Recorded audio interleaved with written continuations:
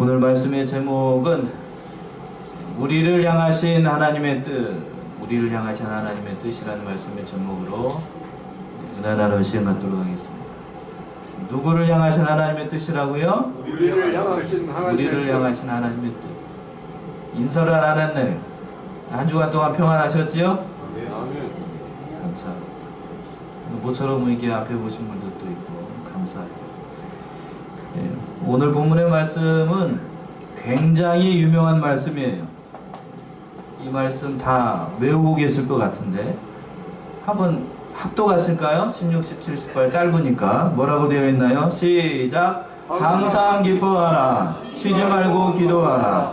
범사에 감사하라. 이는 그리스도 예수 안에서 너희를 향하신 하나님의 뜻이니라. 아멘. 다 외우셨지요? 다 외우실 정도로 아주 유명한 말씀이에요. 그래서 제가 신방을 가다가 보면은 가정에 가운으로 삼아가지고 액자에다 붙여가지고 벽에 붙어놓은 가정들도 있고, 또 개업집에 가게 되면은 일반 상점이나 가게에 신방을 가게 되면 이 말씀을 붙여놓은 그런 가게들도 있어요. 그만큼 은혜롭고 귀하고 또 사람들로부터 가장 믿는 사람들로부터 사랑받는 그런 성구 가운데 한 구절입니다. 합동하신 것처럼 사도 바울은 데살로니가 교인들에게 세 가지를 부탁을 하고 있어요. 첫 번째는 항상 어떻게 하라? 기뻐하라. 두 번째는 쉬지 말고 기도하라. 세 번째는 범사에 감사하라. 이것이 하나님의 뜻이다 라고 얘기를 하고 있습니다. 여기서 중요한 점이 두 가지가 있는데, 첫 번째는 사도 바울이 이 세 가지 권면을 할 때에 이것이 누구의 뜻? 하나님의 뜻이라는 것이고, 또 다른 하나는 이 말씀이 데살로니가 이 서는 주의 재림을 기다리고 있는 말세의 그 성도들에게 하신 말씀이에요. 그러니까 재림을 기다리고 있는 그 성도들이 무엇을 지키면서 살아갈 것인가를 주신 말씀이에요. 그러니까 신앙의 목표가 무엇인가? 우리가 말세를 살아가고 있는 성도들인데, 말세를 살아가고 있는 성도들이 무엇을 명심하면서 살아가야 될 것인가를 말씀하고 있는 거예요. 많은 것을 요구할 것 같지만 오늘 본문의 말씀은 세 가지만 얘기를 하고 있어요. 이 말씀을 통하여서 은혜한 시간 갖도록 하겠습니다. 첫 번째는 어떻게 기뻐하라고요? 항상 어떻게? 항상 기뻐하는. 기뻐하는데 어떻게 기뻐하라고요? 앞에가 중요해요. 어떻게? 예, 제가 오늘 이걸 강조를 할 거예요. 기뻐하는데 어떻게 기뻐하라고요?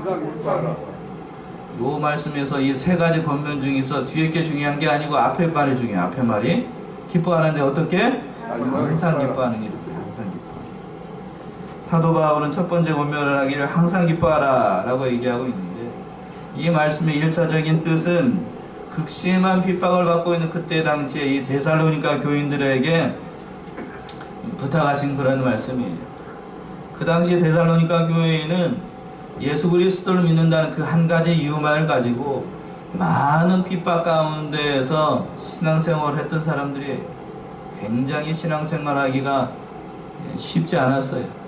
목숨을 담보로 해서 신앙생활을 해야 됐기 때문에. 현대를 살아가고 있는 크리스찬들, 더구나 대양문교회 성도님들은 예수 믿는 것 때문에 목숨 내놓고 신앙생활하는 사람 한 사람도 없잖아요. 거기에 비하면 이 데살로니가 교인들은 그리스도인이다 라고 하는 것이 밝혀지게 되면 굉장히 어려웠어요. 그랬기 때문에 그런 교인들에게 사도 바울이 뭐라고 얘기를 하고 있냐면, 어떻게 기뻐하라고요? 항상 기뻐하라 라고 얘기를 하고 있어요. 어떻게 보게 되면 이 말이 안 되는 말씀 같기도 해요. 핍박 가운데 있는 성도들한테 뭘 하라라고? 울으라 라는 말도 아니고 뭘 하라? 기뻐하라 라고 얘기를 하고 있으니 이게 앞뒤가 안 맞는 말씀이죠. 1년 말을 하는 이유가 있겠죠, 사도가. 왜냐하면 우리가 항상 기뻐할 수밖에 없는 그러한 분명한 이유가 있기 때문에 사도 바울이 이러한 권면을 했을 거예요. 그렇다고 하면 우리 그리스도인, 예수를 믿는 사람이 항상 기뻐할 수밖에 없는 이유가 무엇일까? 뭐 여러 가지 이유가 있겠죠. 그러나 이 말씀은 우리가 기뻐해야 되는 이유, 그 이유를 찾는다라고 하면 첫 번째 이유가 뭔가 하면 우리가 예수를 믿었기 때문에 죄사함을 받고 우리의 영혼이 구원을 받았다는 거예요. 뭔 사함을 받았다고요? 죄 사함을 받고 우리의 영혼이 구원을 얻은 것. 그것이 첫 번째 감사할 일이고, 두 번째 감사할 일이라고 하면 우리가 그 예수님이 지신 당하신 그 고난에 참여할 수 있는 사람이 되었다라고 하는 것이 감사할 일이, 복 받는 것이 아니고 예수 그리스도를 믿었기 때문에 우리가 뭐를 당하게 된다고, 이제 앞으로 고난 받는 것이 여러분에게 놓여 있다고요. 이제 좀 저에게 익숙해질 때가 됐는데 1년이 넘게 지났으니까, 예수 믿고 복 받으라는 것이 예수 믿고 못 받으라는 얘기라고요? 고난 받으라는 얘기예요. 사도 바울이 전하였던 것, 오늘 개혁주의 신앙 노선에서 신앙을 걸어가고 있는 많은 사람들이 예수 그리스도의 말씀을 전할 때에 두 가지로 요약을 할 수 있어요. 첫 번째는 십자가이고, 두 번째는 뭐죠? 부자로 시작해요. 부활에 대해서 전하는 거예요. 그러니까 현대를 살아가고 있는 그 사람들이 예수 믿고 복 받으세요 라고 하는 말은 어떤 의미에서는 맞는 말이다, 틀린 말이다? 틀린 말이라고 해요. 옳지 않은 말이에요. 정확하게 얘기하면 뭐라고 얘기를 해야 되고, 예수 믿고 고난 받으세요가 되는 거예요. 고난 받으세요. 그러나 그렇게 전하면 예수 믿을 사람이 있을까요? 없을까요? 누가 그 예수를 믿어? 예수 믿고 고난 받으라는 거예요. 그런 말씀이 없어요. 고난이 없는 십자가 없는 부활이 있을까요? 없을까요? 없어요. 그렇기 때문에 예수 믿고 복 받는 것이, 곧 사도 바울 입장에서 봤을 때에는 고난이 곧 뭐라고요? 고난이 곧 복이라고 하는 거예요. 그래서 그 고난을 사도 바울은 기쁘게 여기라고 하는 거예요. 기쁘게 여기라고. 어디서 그렇게 표현했을까요? 고린도후서 한번 보세요. 고린도후서 12장 10절. 고린도후서 12장 10절 한번 읽어보세요.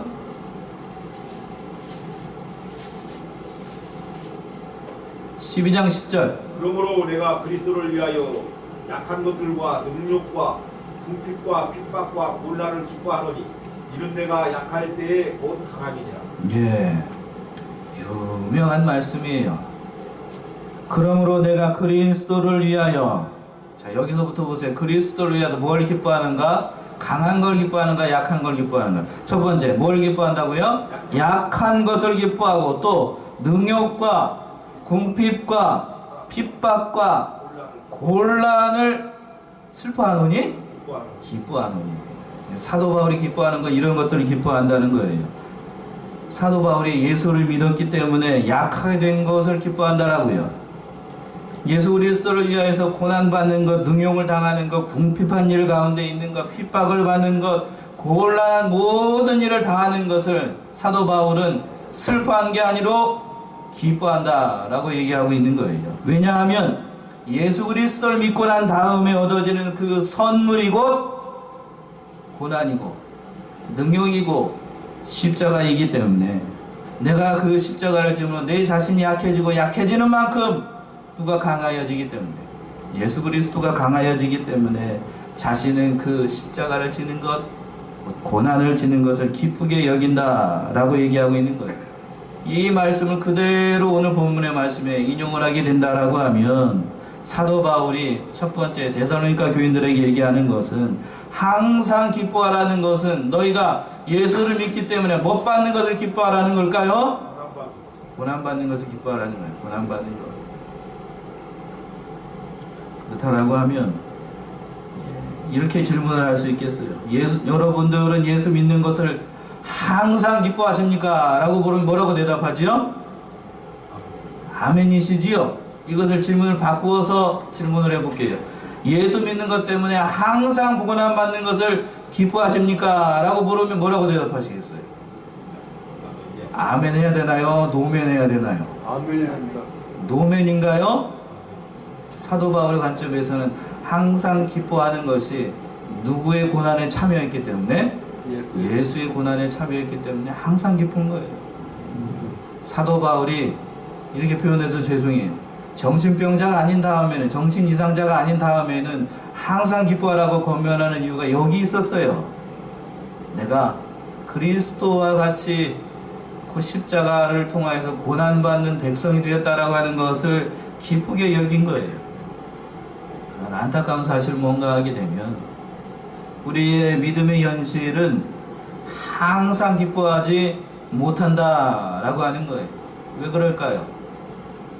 인간이라고 하는 것은 세상 중에서 세상 가운데 있을 때에 기뻐할 수 있는 일이 있어야 기뻐하는 대상이 된다라고 하는 거예요. 예수를 믿기 때문에 여러분들도 지금 망설였던 것처럼 어려운 일이 있고 십자가가 있고 뭐가 있고 고난이 있으면 예수 믿는 것 별로 좋아하지 않아요. 항상 기뻐하지 않아요. 기뻐할 수가 없는 거예요. 우리는 인간이라고 하는 것은 우리의 인성, 우리의 인간의 본성은 그런 거예요. 우리의 중심은 예수를 믿기 때문에 현실적으로 뭔가가 있어야 돼. 그 뭔가가 무엇이냐면 눈에 보이는 겁니다. 뭐 해야 되고, 단적인 예로 자손이 어떻게 돼야 되고, 잘 돼야 돼. 잘 돼야 뭘 믿고, 예수를 믿는 게 아니라 믿어줍니다. 어떻게 한다고요? 예수를 믿어주는 거예요. 믿어줘. 그리고 내가 돈을 적게 벌어야 될까요? 많이 벌어야 될까요? 많이 벌어야. 그때도 예수를 믿는 게 아니에요. 믿어줍니다. 믿어줘. 믿어주는 거예요. 현실적으로 우리에게 뭔가가 있어야 돼요. 우리의 믿음은 그렇게 연약하고 우리의 인간이라고 하는 것이 그렇게 연약한 아주 형편없는 흔한 인간에 불과하다는 거예요. 사도 바울도 인간의 이러한 연약함을 몰랐을까요? 잘 알고 있는 사람. 그럼에도 불구하고 항상 기뻐하라고 하는 이유가 무엇일까? 항상 기뻐할 수 있는 그러한 사람이 되었기 때문에, 항상 기뻐할 수 있는 그런 사람이 되었기 때문에 사도 바울이 이렇게 항상 기뻐하라고 얘기하는 거예요. 그렇다고 해서 내가 이 세상 살아갈 동안에 모든 상황 가운데서 온전하게 사도 바울처럼 기뻐할 수 있는 완전한 사람이 되었다는 그러한 뜻이 아니에요. 무슨 뜻인가 그러면 지금 이 시간부터 예수 그리스도를 믿었기 때문에 그러한 사람으로, 완전한 사람으로 되어져 가는 사람이 되었기 때문에 기뻐하라는 거예요. 출발점에 서 있기 때문에. 그런 예수 그리스도의 온전하신 성품을 닮아 나아갈 수 있는 그러한 신앙의 사람이 되었기 때문에 기뻐하라는 거예요. 그 말씀이 오늘 본문의 말씀 15절에 있는 말씀인데, 어떠한 성품을 닮아가는가? 예수 그리스도 어떠한 성품을 구체적으로 닮아 나간다는 것인가? 15절 한번 읽어보죠. 15절. 삼가 누가 누구에게든지 악으로 악을 갚지 말게 하고 오직 피차 대하든지 모든 사람을 대하든지 항상 선으로 쫓으라. 예, 여기서 보세요. 예수 믿기 전에는 우리가 이런 성품의 사람이었었는지를 한번 살펴보셔요. 삼가 누가 누구에게 악으로 뭐를 갚고 악을 갚지 말게 하고 오직 피차 대하든지 모든 사람을 대하여 항상 뭐를 쫓으라? 선을 쫓으라. 예수 믿기 전에는 나에게 나쁜 말하고 나에게 해코지하는 사람에게 악한 말을 하는 사람들, 쉽게 표현해서 욕하는 사람들에게 뭐를 했죠? 나에게 욕하는 사람들을 보고, 내 정면에서 욕하는 사람이 있어요. 욕하는 사람이 있으면 돌아서 뭐 했어요? 욕했습니다. 그러나 예수를 믿고 난 다음에는 나에게 욕하는 사람이 있어도 뭐 할 수 있게 됐어? 이제는 욕하지 않고 참을 수 있게 됐어요. 그것에 대해서 감사하라는 거예요. 악으로 악을 갚는다라고 하는 것은 그런 뜻이랍니다. 이제부터는 그러한 사람이 되어져가, 그러한 고결한 인품을 가진 예수 그리스도의 그러한 성품을 닮아 나갈 수 있는 그런 사람이 된 것을 감사하라는 거예요. 예수 믿기 전에는 참으로 못된 성품을 가진 그런 사람이었는데, 지금 이 시간부터는 예수 그리스도의 성품을 닮아 나아갈 수 있는 사람이 된 것을 감사하라는 거예요. 사도 바울이 항상 기뻐하라는 것은 너희가 그런 사람이 지금 되어져 가고 있다는 것을 감사하는 거예요. 두 번째는 이것이 나의 노력만 가지고 항상 기뻐할 수 없기 때문에 뭐를 하라는 것인가? 쉬지 말고 뭐를 하라? 기도하라는 거예요. 항상 기뻐하는 것, 이거 내 능력으로 되는 일이 아니에요. 나의 힘 가지고 기뻐할 수 있는 그 조건들이 이 세상에 많지 않기 때문에 그래요. 예수 그리스도의 성품을 닮아나가는 것도 마찬가지예요. 예수를 믿고 난 다음에도 예수의 성품을, 온전하신 그 인격을 닮아나간다라고 얘기를 했지만 나에게 욕하고 나에게 나쁜 말하는 사람들 한 번은 참을 수 있어요. 몇 번은 참을 수 있다고요? 배운 건 있어가지고 몇 번은? 한 번은 참을 수 있어. 그러나 2번, 3번, 10번 욕하고 손가락질하는 사람들, 이 참기가 쉽던가요? 어렵던가요? 어렵습니다. 그렇기 때문에 뭐 어떻게 하라고? 지금 2번째 얘기를 하고는 어떻게 기도하라고? 쉬지 말고 기도해야 돼요. 그래서 쉬지 말라는 것이, 그래서 쉬지 말고. 기도하기를 쉬게 되면, 기도하는 것을 멈추게 되면 내가 뭐를 하기가 쉬워요? 앞에서 예를 든 것처럼 나에게 욕하는 사람에게 뭐를 하죠? 이제 대놓고, 동의 안 하시네? 대놓고 뭐를 하게 돼요? 욕하게 되고 나쁜 말을 하게 되고 악으로 악을 갚는 그러한 사람이 되기 때문에 어떻게 기도하라? 쉬지 말고 기도하라는 거예요. 쉬지 말고. 이 쉬지 말고 기도하라는 이 단어의 원래의 뜻은 그런 뜻이에요. 어떤 경우에도 중단 없이 계속해서 기도하라 라는 뜻이 있어요. 어떠한 상황에 놓여있다 할지라도 중단 없이 계속해서 기도해야 된다는 그런 말이에요. 그 말씀이 어떻게? 쉬지 말고 기도하라는 말씀이에요. 쉬지 말고 기도하라.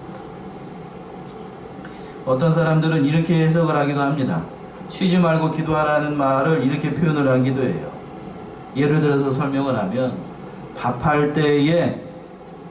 할 때요, 내 마음도 이 불처럼 활활 열정에 타게 해주세요 라고 기도하는 것이고, 또 좀 있으면 식사하게 되는데 밥을 먹을 때에도 육신의 밥뿐만 아니라 무슨 양식도 주시고 영의 양식도 주시고 이렇게 기도하는 것이고, 우리가 산에 혹시 등산하시는 분이 계실지 모르겠는데 산에 올라갈 동안에는 내 영적인 생활도 뭐에 올라가는 것처럼, 산에 올라가는 것처럼 올라가게 해주시고 라고 기도하는 것이고, 또 여러분들 주부님들 빨래하시지요.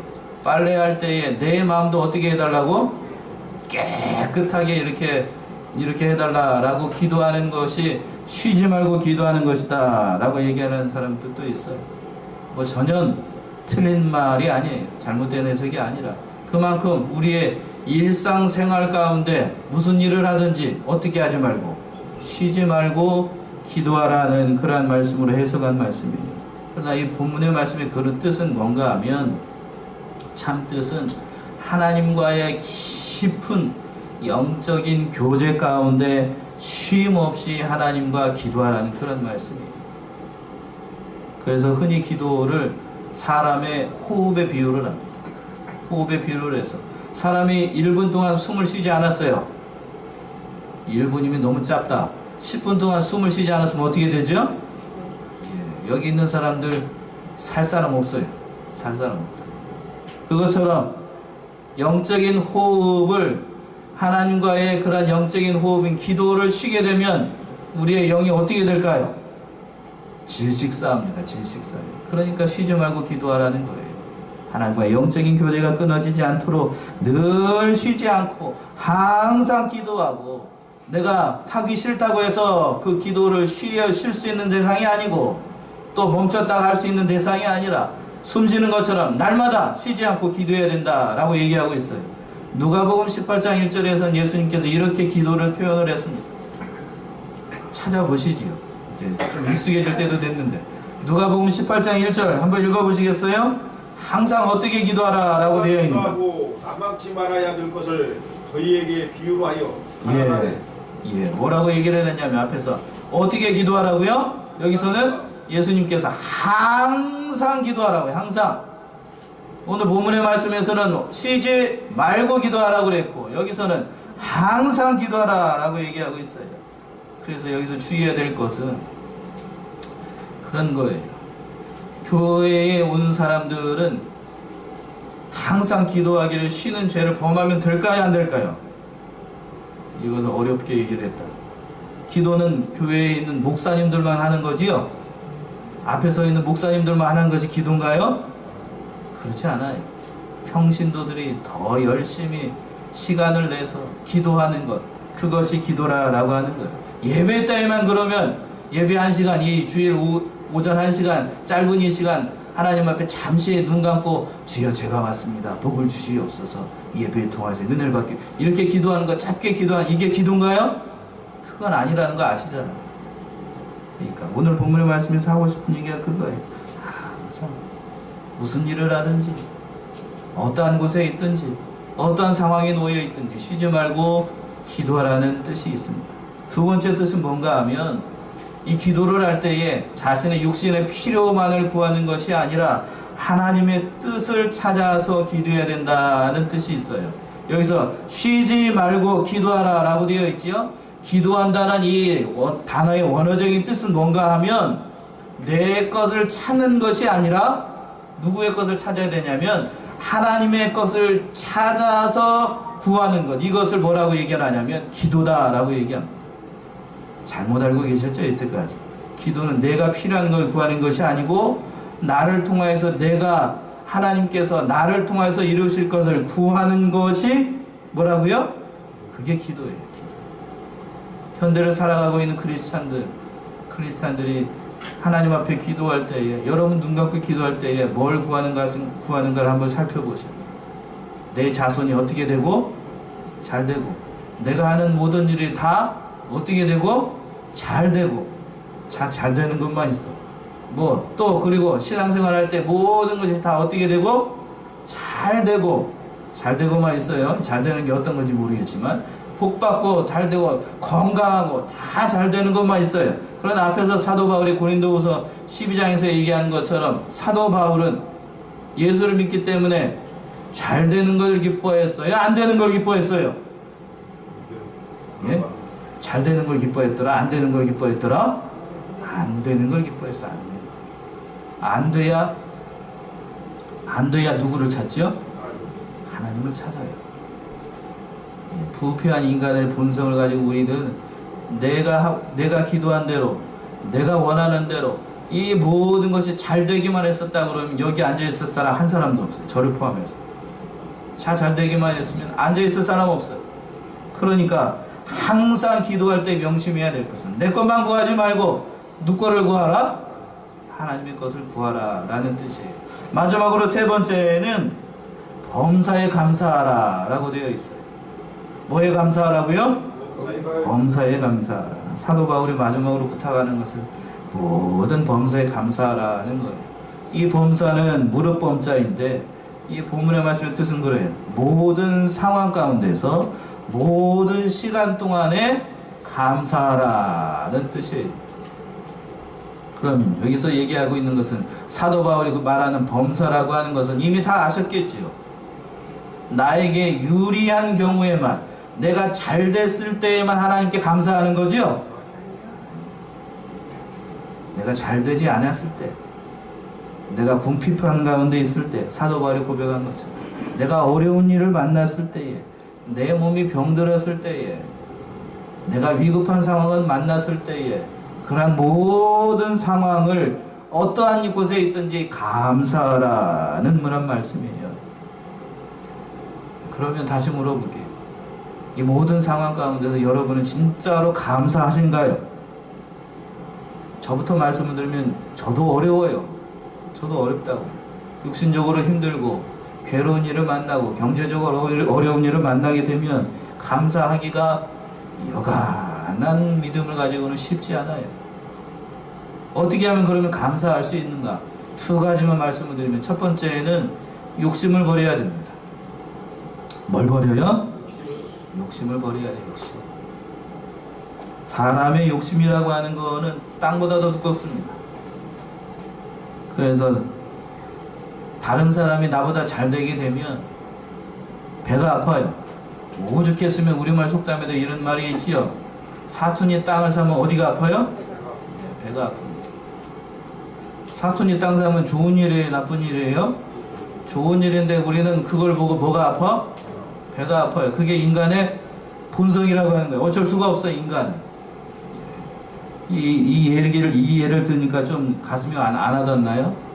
자식들이 있어요. 투집에 있는 자식들이 이제 수능을 보고 대학에 갔는데, 한 사람은 서울대학교 어디를 가고 서울대학교 법대를 가고 자기 아들은 어떻게 되고 전문대학도 떨어졌어. 그럼 어떻게 되죠? 예, 그렇게 뭐 그러면 어떻게 되는 거예요? 창피해서 얼굴도 못 들고 다녀. 예, 얼굴도 못 들고 다니면 다행이라고 하지. 그 자식한테 그 아들한테 뭐라고 상처받은 그 아들한테 뭐라고 얘기를 하냐면 나가서 뭐 어떻게 하라고? 예, 그렇게 얘기하기가 쉬워요. 그게 우리의 믿음의 현실이라고 하는 거예요.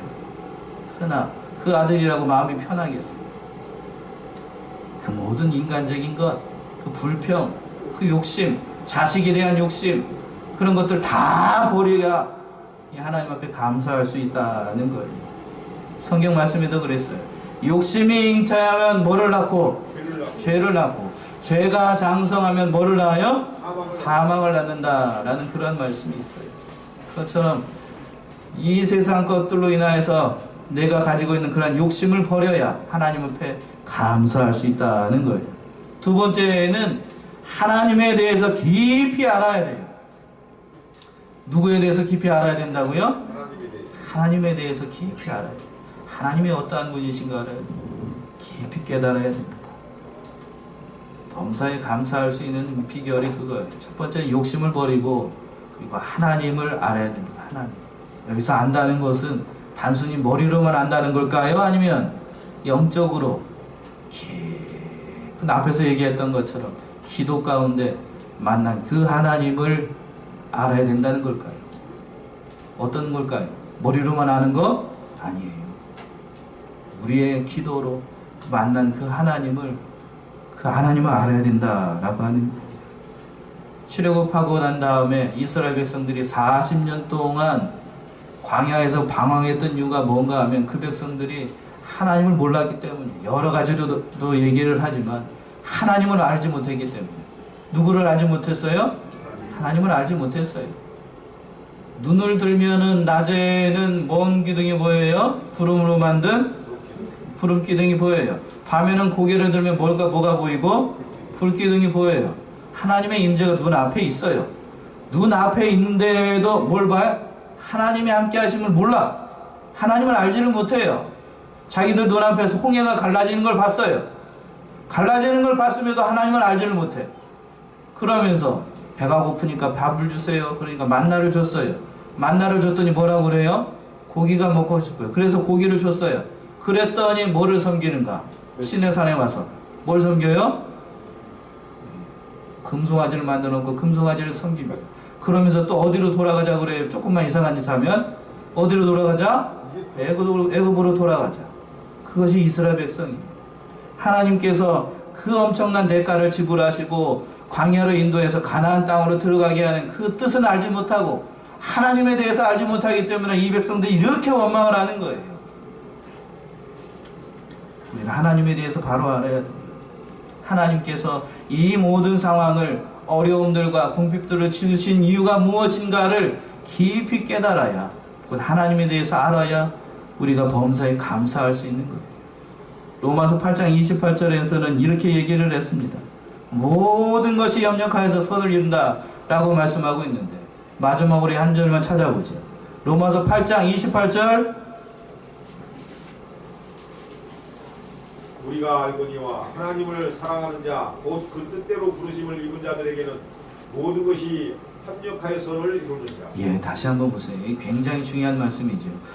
우리가 알거니와 하나님을 사랑하는 자 곧 그 뜻대로 부르심을 입은 자들에게는 모든 것이 합력하여 뭐를 이룬다고요? 선을 이룹니다. 여러분 하나님 사랑하시나요? 아멘이시지요? 하나님께서 그러면 여러분들을 통하여서 모든 상황들을 통하여서 선을 이루도록 하시는 분이에요. 그것을 알으셔야 돼요. 그걸 알아야 누구에게 감사할 수 있어요? 하나님께 감사할 수 있고 나에게 이루어지는 모든 일에 대해서 범사에 어떻게 할 수 있다? 감사할 수 있는 거예요. 욕심적으로 보게 되면 세상적으로 보게 되면 손해나고 실패하고 자선이 잘 되지 않고 근심된 일 있고 육신의 몸이 병들고 괴로운 일을 만나는 것 참 감당하기 힘들 때가 있어요. 경제적으로 어려움을 당하게 되면. 그러나 그 모든 것이 합력하여서 뭐를 이룬다고요? 선을 이루도록 하시는 분이 하나님이에요. 성경적인 예를 몇 가지만 든다라고 하면 요셉을 한번 보세요. 요셉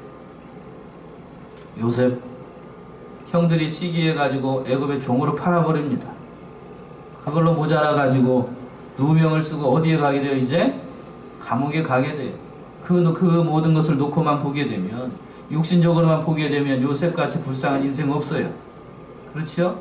그러나 감옥에 갔기 때문에 애굽에 가서 감옥에 갔기 때문에 누구를 만나게 되냐면 감옥에서 술 맡은 관장을 만납니다.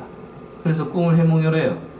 그 술 맡은 관장을 사귐을 통해서 이제 당차 누구의 꿈을 해몽하게 되죠? 애굽의 꿈을 해몽함으로 그가 요셉이 장차 누가 돼요? 애굽의 총리가 되게 했습니다. 모든 것이 합력해서 선을 이루도록 했어요. 또한 또 한 사람 예를 든다라고 하면 스데반 한번 보시죠. 스데반 육신적으로 보게 되면 스데반 같이 불쌍한 인생이 없어요. 예수 믿으라 라고 말 한 번 했다가 뭐에 맞아 죽어요? 돌에 맞아 죽습니다. 육신적으로 봤을 때에는 이처럼 아까운 죽음이 없고 이렇게 비참한 죽음이 없어요. 그러나 영적으로 봤을 때에는 스데반 같이 복받은 인생이 없어요. 스데반은 하나님께서 이미 계시록에도 말씀하신 것처럼 하나님의 특별 반열에, 그것도 제가 봤을 때에는 신약 성도들 가운데 첫 번째로 순교의 제물이 된 사람 누구? 스데반이에요. 7 집사 가운데 수석 집사였고 현대를 살아가고 있는 모든 목회자들보다 가장 뛰어난 영성을 가졌던 것이 스데반 집사예요. 그 집사를 무의 제물로, 순교의 제물로 희생을 하셨어요. 하나님께서는 그 모든 것을 선으로 바꾸셔가지고 이 양문교회의 성도님들을 이루게 하신 거예요. 스데반의 순교가 헛된 죽음인가요? 아니에요. 그 순교의 제물이 있었기 때문에 저와 여러분들이 예수를 믿고 복받는 인생이 된 거예요. 우리 사랑하는 양문의 성도는 이 사실을 깊이 깨달으십니다. 나를 통해서 이루시고자 하나님의 뜻이 무엇인가? 나에게 결국 하나님께서 부탁하시고 싶은 뜻이 무엇인가를 깊이 생각하세요. 사도 바울은 그래서 이 세 가지가 하나님의 뜻이다 라고 얘기하고 있습니다. 18절 하반절의 말씀이 그 말씀이죠. 다시 한번 읽어봅시다. 16, 17, 18절 시작. 항상 기뻐하라. 쉬지 말고 기도하라. 범사에 감사하라. 이는 그리스도 예수 안에서 너희를 향하신 하나님의 뜻입니다. 하나님의 뜻이에요. 이것이 이렇게 하는 거. 이 세 가지가 하나님의 뜻이라고요. 이것을 믿으셔야 됩니다. 오늘 이 말씀을 통하여서 우리에게 주신 하나님의 뜻이 무엇입니까? 하나님의 뜻은 큰 것, 엄청난 것, 순종이 어려운 것을 요구하시는 게 아니에요. 오늘 본문의 말씀에서는 세 가지예요. 못이 박히겠다 이제. 항상 기도하라. 쉬지 말고 기도하라. 그리고 범사에 감사하라. 이것이 하나님의 뜻이래요. 그 말씀에 순종하는가, 순종하지 않는가는 누구의 몫이지요? 여러분의 몫이에요. 여러분의 몫. 항상 기도하시든지, 그리고 또 항상 기뻐하든지, 쉬지 말고 기도하든지, 또 범사에 감사하든지 하는 건 내가 할 일이에요. 내가 할 일. 누가 할 일이라고요? 내가 할 일이에요. 그 말씀대로 순종하면 우리가 뭐를 받을 것이고, 여러분이 좋아하는 거 한 잔 복을 받을 것이고, 순종하지 않으면 어떻게 될까요? 그런 인생이 되는 거예요. 선택은 여러분에게 있습니다. 그래서 부디 하나님의 뜻을 잘 헤아려서 하나님께서 나를 통해서 이루시고자 하는 뜻이 무엇인지 깊이 깨달아서, 하나님은 작은 걸 요구를 하십니다. 큰 걸 요구하신다고 작은 걸 요구하신다고요? 작은 걸 요구를 하십니다. 오늘 본문의 말씀에서도 작은 걸 요구하셨습니다. 우리의 믿음이 뭐하기 때문에?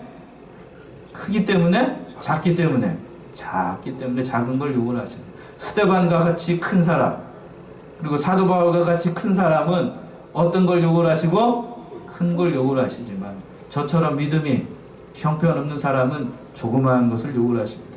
요것도 어려워요. 요것도 어렵습니다. 항상 기뻐하는 것, 쉬지 말고 기도하는 것, 범사에 감사하는 것, 이것이 하나님의 뜻이라는 사실을 명심하시고 이 사실을 잘 깨달아서 하나님을 잘 섬겨나가는 복된 이 백성들 다 되시기 바랍니다. 기도하겠습니다.